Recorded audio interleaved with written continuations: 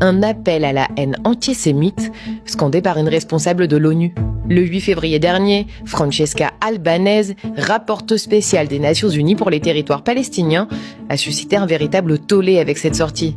The fact that instead of stopping Israel, most of the world has armed, given it political excuses, we now see that we as a humanity have a common enemy. Israël, présenté comme l'ennemi de l'humanité, qui plus est lors d'une conférence organisée au Qatar en présence du leader du mouvement terroriste Hamas, Khaled Meshal, et du ministre des Affaires étrangères iranien Abbas Araghchi, dont le régime a abattu plus de 30 000 manifestants en quelques jours. Il faut dire que Francesca Albanese n'en est pas à son premier dérapage. En septembre dernier, la rapporteuse de l'ONU avait déjà choqué lors d'une remise de prix en désapprouvant l'appel d'un maire italien à libérer sans condition les otages israéliens.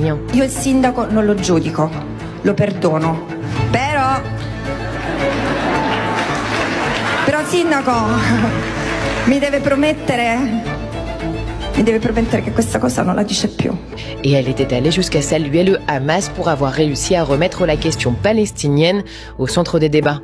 E alla fine la storia si ricorderà di questo, che sono riusciti a portare la Palestina di nuovo al centro della discussione, stanno animando una rivoluzione globale. En 2024, elle avait été condamnée par plusieurs pays, dont la France, pour avoir comparé Israël au Troisième Reich. En 2022, elle déclarait lors d'une conférence organisée par le Hamas « Vous avez le droit de résister ». En 2015, elle accusait la CIA et le Mossad d'avoir perpétré les attentats contre Charlie Hebdo et l'Hypercacher.